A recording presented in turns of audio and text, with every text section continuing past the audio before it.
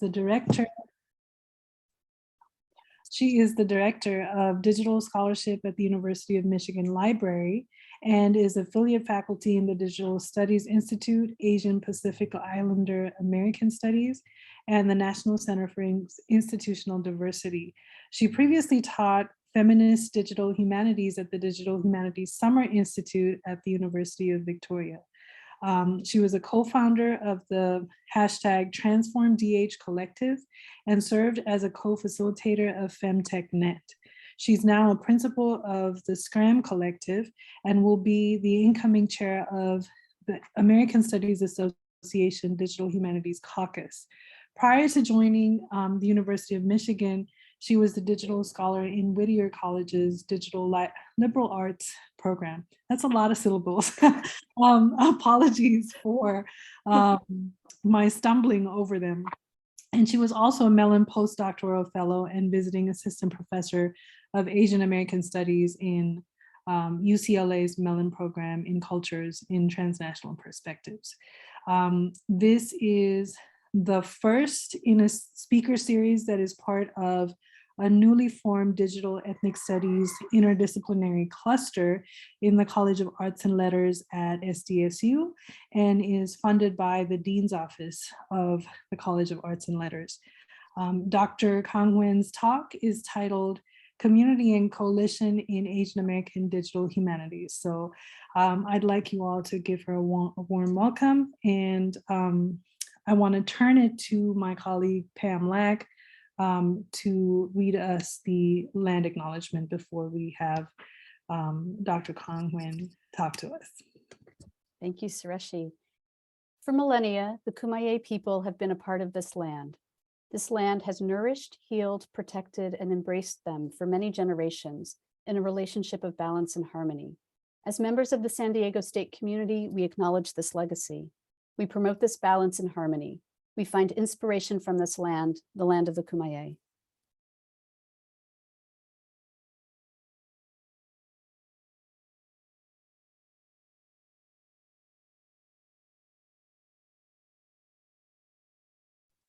Wonderful. Is it my turn now? Yes, and you can go ahead. All right, thank you. I'm going to start my timer just so I don't go over. But thank you so much, Sureshi, for that introduction and for the Digital Ethnic Studies Interdisciplinary Research Cluster for the invitation to speak to you all. And also to Pam Lack for her behind the scenes work in coordinating and promoting this talk, and for that really beautiful land acknowledgement. Thanks everyone for coming. So I'm going to first share the link to the slides, and Pam is going to put this in the chat as well, so you can follow along if you need. And I'll be updating them with to make them a little bit more accessible, but I, of course, finished them at the last minute, so they're not perfect yet. So first, I want to just talk about how this talk is structured. I'll provide a little bit of introduction about myself, some acknowledgements. I'll be doing a land acknowledgement of my own. And then I'll talk about Asian American Digital Humanities, doing some like definitional work. And then we'll share some example projects. And then I'll conclude talking about collaboration, community, and coalition in Asian American DH. And hopefully we'll have a lot of time for discussion and questions. All right, I do tend to talk fast, so please let me know if I'm talking too fast. Just holler Pam if you want to.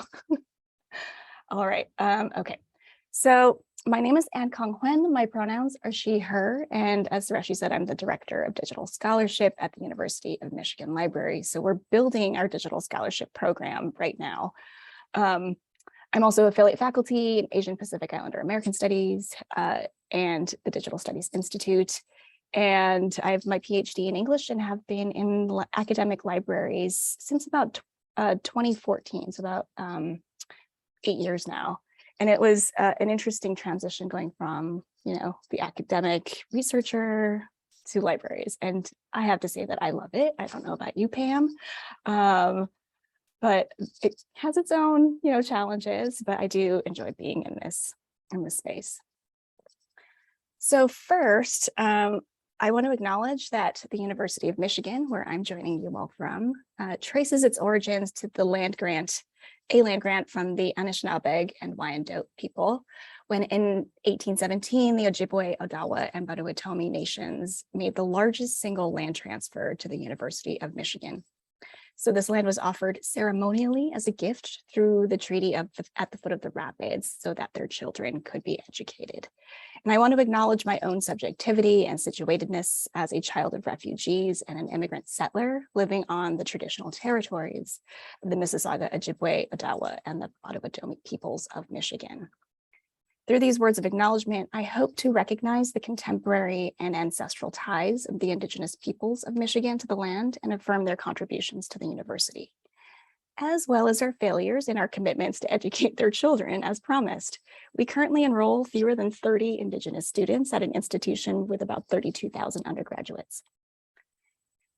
Knowing where we are changes neither the past nor the present, nor is a land acknowledgement enough. I especially feel the fraught tension of saying these words as a non-Indigenous person. And I hope that this land acknowledgement can serve as an opening for us to reflect on our roles as scholars in neoliberal and colonial education institutions. I also hope that it pushes us to think of ways we can support decolonial and Indigenous movements for sovereignty and self-determination. Likewise, I want to acknowledge the digital space that makes meetings like this possible. And here I'll be quoting Adrienne Wong, who is a Canadian artist of Spider Web Show. And she asks us to take a moment to consider the legacy of colonization embedded within the technologies, structures, and ways of thinking that we use every day. We are using equipment and high-speed internet not available in many Indigenous communities.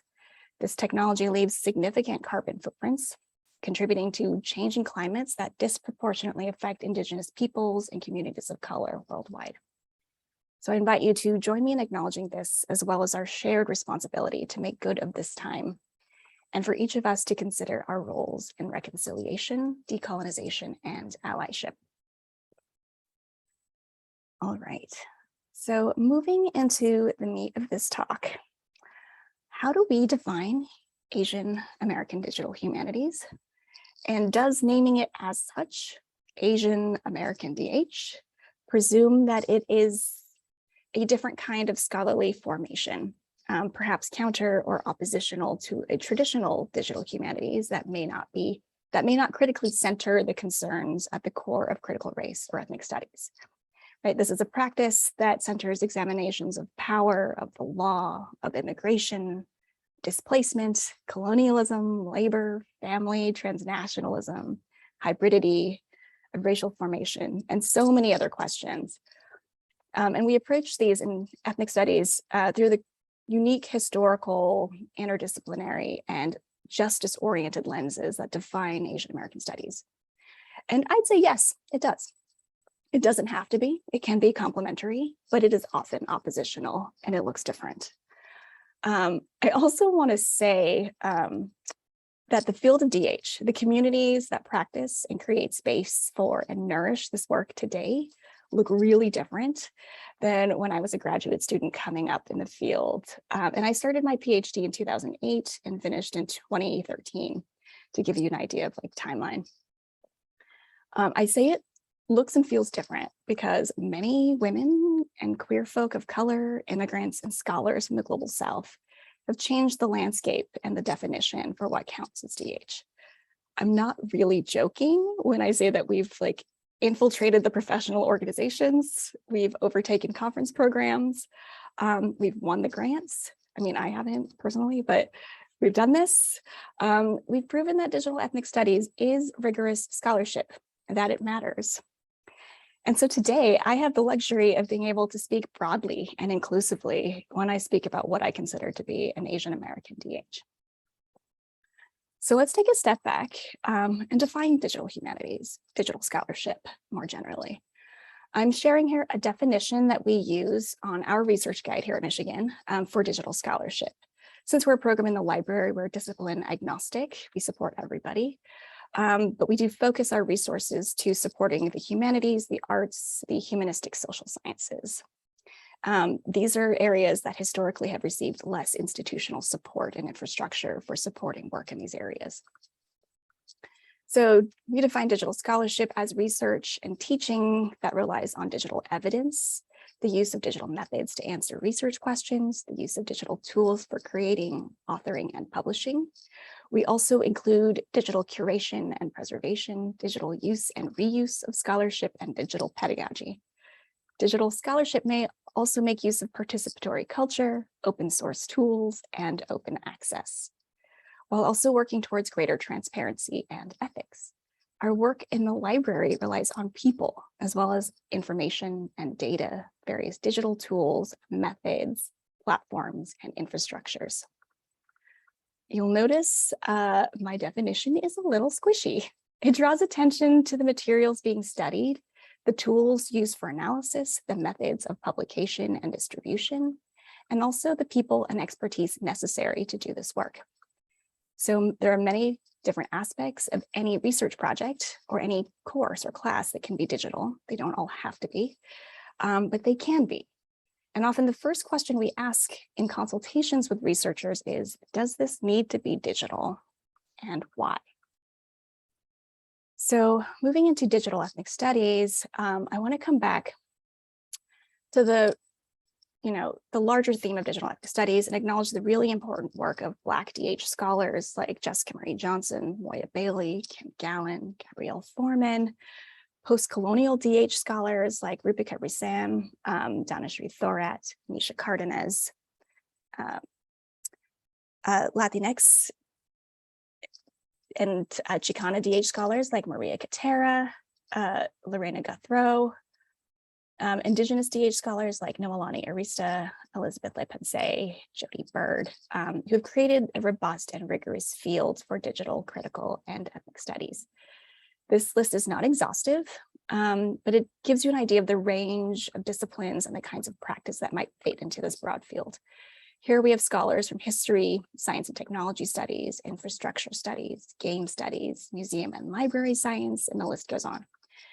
I'd say that Asian American studies, Asian American DH fits within this larger ecology, and that's really, really important. All right, so I would say that Asian American Digital Humanities is a praxis informed by the interdisciplinary and justice-oriented roots of Asian American and ethnic studies. It takes many forms, uses many different approaches, methods, and tools, and it is the product of community and coalition building. It centers concerns of race, social justice, transnationalism, and community that is at the heart of Asian American studies, and it is often collective, multi-generational, and community-oriented in nature. So what does this mean?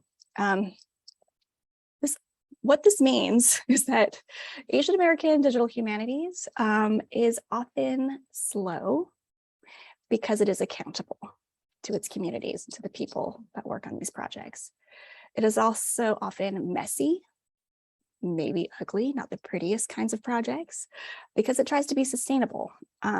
Sometimes they're not using the flashiest and newest of platforms and tools. But we also know that those newer tools and platforms tend to be less accessible and harder to preserve. And sometimes it doesn't count as scholarship because oftentimes it's done for the community and for the family and not for the institution. And it's often a hustle because you do it in order to work with your students, with your community, in your favorite collaborators, and it takes extra time and money to be able to make it happen. You're often, as faculty members, doing the work you need to get tenure and promotion, and then you're doing this extra work to raise funds and resources, to pay people, to feed people. Asian Americans love to feed people, and it works into our scholarship as well. All right, so I'm going to move now into looking at some examples of Asian American digital humanities, and I've chosen to cluster them around a few different very broad categories in digital methods, and I've selected just a couple of examples, sample projects for each. Some academics may argue these projects don't count as digital humanities, but I am not here to gatekeep. And instead, I want to draw attention to projects that have made good use of the tools and resources that are available to them and have produced tangible outcomes. So the field is very broad. my time here is very limited, so this is not exhaustive or indicative. Some of these projects you'll notice are very large and have had significant funding and large teams, and others are small, very small and very contained. I wanted to give you a range of these. So first we'll look at collections, exhibits, and archives. And these projects tend to address the gaps and biases in longstanding curatorial practices in cultural institutions, museums, galleries, libraries, and archives. So the first here that I'm sharing is the South Asian American Digital Archive, or SADA, which describes itself as a, quote, community-based culture change organization, ensuring that South Asian Americans are included in the American story, past, present, and future, end quote. So they work to, quote, document, preserve, and share stories that represent their unique and diverse experiences. Significant resources and people have worked to digitize archival materials, describe them, include them in collections of narrative exhibits, timelines, and to make them findable by the larger public. There's also a very large community outreach component and has a large distributed network of people engaged in various kinds of work across the nation. So this is one of those long-standing DH projects that's been going on for quite a while. And there's been a lot that's been written about this project. The next I'm going to share is a newer one, Reconnect, Recollect, which is here at Michigan. And I'll read their description. It's a diverse group of faculty, librarians, archivists, curators, collections managers, students, and members of the Filipino-Filipinx community committed to developing models for culturally responsive and historically minded stewardship of the Philippine collections at the University of Michigan. So U of M was heavily involved in the American colonial project in the Philippines, and because of that has this huge, massive, kind of icky collection of colonial artifacts from our time in the Philippines. And this collection is spread across multiple museums, archives, galleries across the institution.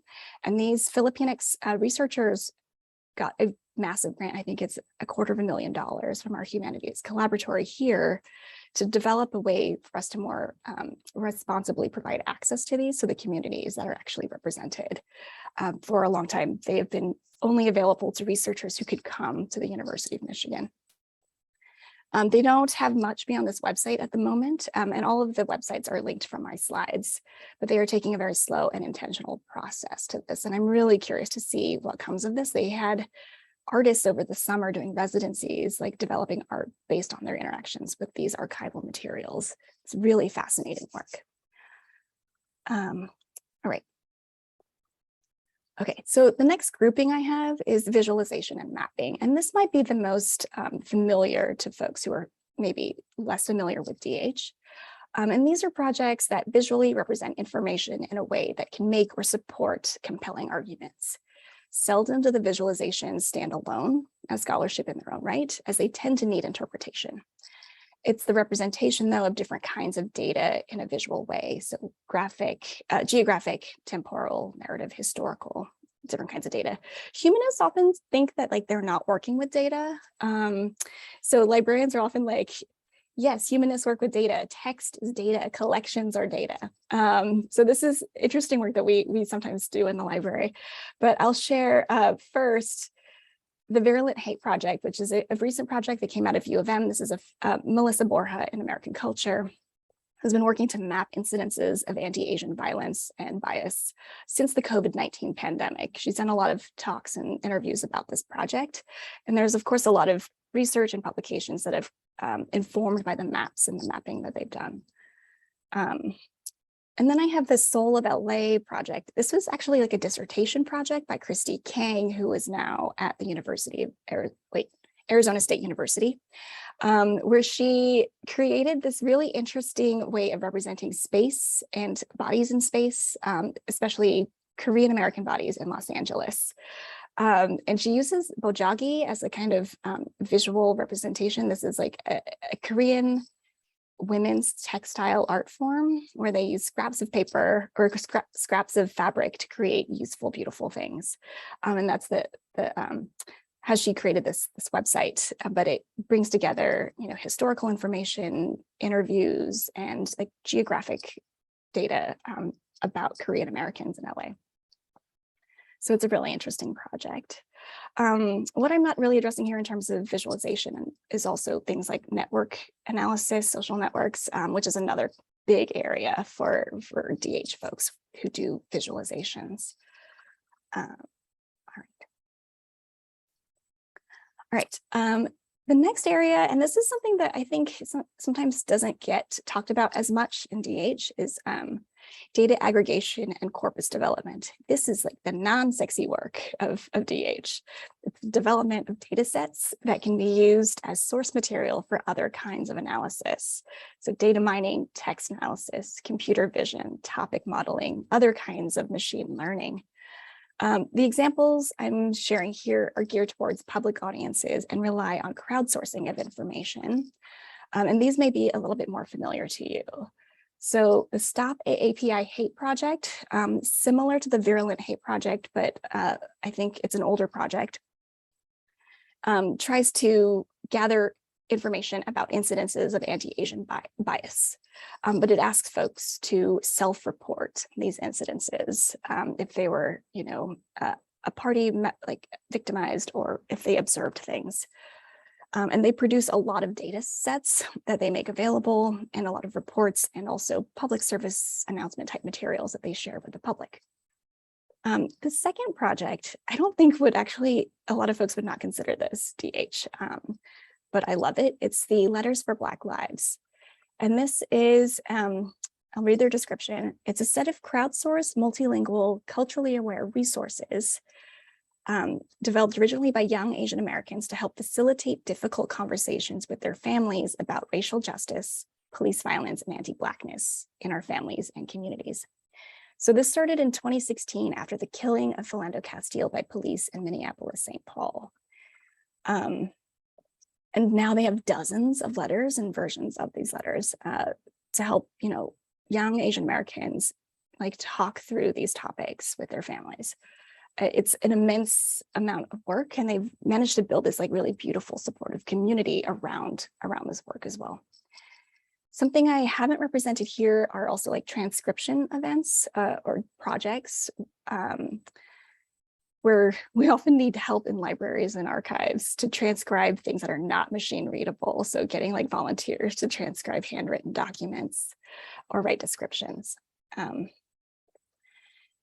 And there are other considerations too for doing this kind of work, like how do you manage and preserve and provide access to data in the long term, especially for storage and reuse, because there are really interesting things that can be done with the same kinds of data, in different kinds of projects. All right, so I want to shift now and come back to the title of this talk on community and coalition and Asian American DH. So coalition is not a term that is generally used in discussions of digital humanities theory or practice. The term we tend to hear is collaboration. Okay, I'm going to do a very quick and very unscientific search of the 15-year archive of the Digital Humanities Quarterly. The term collaboration appears 336 times. This journal hasn't been around that long, but clearly collaboration is how things get done in DH. I'm now going to do a really super cliche English major thing and turn to the OED, which defines collaboration as united labor, cooperation, especially in literary, artistic, or scientific work. Cooperation, coming together, uniting in labor. Talk of collaboration in DH is commonplace. Projects and initiatives bring together a broad range of folks from different disciplines and expertise, each with unique skill sets and perspectives. And this builds stronger, better projects. Collaborations in abstract sound great. In reality, they're often fraught with tensions and imbalances of power, of privilege, and inequities of recognition, of credit, of labor, of compensation. So this leads me back to this definition. The second one that the OED gives us is traitorous cooperation with the enemy. This is a very wartime, use of this phrase. There's a lot of militaristic language actually in digital humanities spaces. It's weird. And I'm not saying that administrators or faculty PIs are always the enemy, but sometimes the values embedded in our projects or the institutions that provide resources that make them possible can be at odds, right? So often justice-minded scholars find themselves struggling to meet the demands of their institutions and of funding agencies while also fulfilling responsibilities to their communities. These things often do not align. Other times, inequities are rendered visible within the organization of a project and in the labor and publishing practices of a project or initiative. So here I want to offer two different words for us to consider as alternatives to collaboration. Imagine you've already guessed it, they're in the title of this talk, coalition and community. So coalition is the union or combination of separate parts or elements into one mass, body, or whole. And the union combination or merging of different people's interests, et cetera, into one formation and alliance. Whereas a community is a body of people or things viewed collectively, and a body of people who live in the same place, usually sharing a common cultural or ethnic identity, hence a place where a particular body of people lives. What I really like about these words is that there's an intention to people coming together, a specificity to these words that there isn't really there in collaboration. I think as academics, we're often forced to work with people we don't want to, like sometimes you don't get along with everyone in your department. You're assigned to committees that you don't want to participate in. And I do think that the words that we use to describe the way we work really matter. And I'm partial to these words. I want to situate coalitional and community-centered work that we see taking digital form today, especially within digital ethnic studies, within the larger history of cross-racial activism and solidarity. The Asian American movement in particular has had a long history of activism and alliance built with Black allies, even though they're often pitted against each other. Though for many of us who come to Asian American studies as adults, this is often surprising and new information. So here I have the infamous picture of the 1969 protests surrounding the arrest and trial of Huey P. Newton, co-founder of the Black Panther Party. And here we see Asian American activists standing in support of their Black allies. Playing on the stereotypes of Asians as perpetual foreigners and threats to the national body and the purity of white female innocence, the signs reading, "Yellow Peril supports Black power," publicly ridicule and critique the controlling images used to police Asian and Black presence in the US. The image represents one example in a long lineage of Asian American figures like Yuri Kochiyama, Grace Lee Boggs, Richard Aoki, who were long active in movements for Black liberation. This longstanding work is grounded in the understanding that if we are not all free of white supremacist oppression, then none of us are free. Today, this kind of cross-racial solidarity persists in the aftermath of a litany of public Black and brown deaths. Using the affordances of social media, blogs, websites, Twitter, TikTok, Asian Americans have asked their communities to confront the reality of anti-Black racism and to align themselves with Black Lives Matter, using hashtags like Model Minority Mutiny, Asians for Black Lives. They've organized solidarity action, planned public events, and effectively shown up for Black lives. And they're doing this work within their families and in their communities as well. And at the same time that they're doing this, they're creating new communities. They're finding new ways to critique, to imagine alternatives, to create joy and laughter. And they're using the same tools to do all of this work. It's really fascinating. And I think a lot of times this is considered like digital studies instead of digital humanities, but I don't think we need to separate those. And these images are from the Model Minority Mutiny and Race Files website.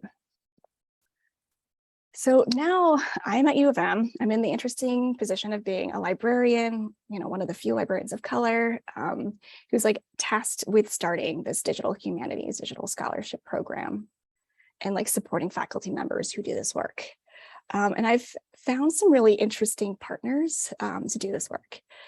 And so my major partners, and you can see them in the little logos, are our IT partners in the College of Literature, Science, and the Arts, and then our National Center for Institutional Diversity.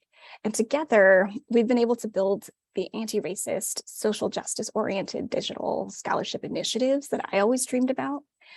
And through these initiatives, we've been able to support a really broad range of community-centered public scholarship. So people are really surprised that this huge, resource-rich R1 institution didn't already have a DH center or program, and that we're building this as we go. And our infrastructure is a coalition of people across our institution with different knowledge and skills. And these are people who trust each other, who've built trust and relationships, who like working together, and who have shared principles, and who see value in doing this work. I cannot overemphasize the importance of these really simple things, right? So they see value in doing this work, and they, are made to feel valued and respected. Like, pay your people. And they're like in community with each other. And this is really important. We don't have as much transition in our own fields, like in our own groups, because people like doing this work and they like doing it with each other. I also want to take a moment now to commend you all on the work you're doing at SDSU. I've been a part of academic and scholarly collectives, coalition, and fringe communities for much of my academic career, starting with my work with Transform DH, which we began when we were graduate students trying to find a place for ourselves in this field that was growing and becoming institutionalized.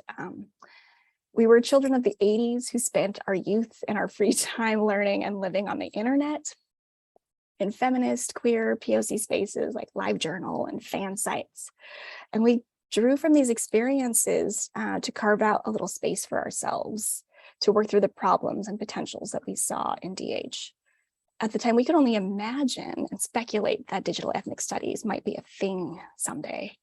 The whiteness of DH in the early 2000s and 2010s, the defensiveness with which our little band and its provocations received made this kind of program really difficult to imagine. So congratulations. I think I'll stop there, but if anyone has questions, please feel free to reach out. My email address is annech@umich.edu. And thank you.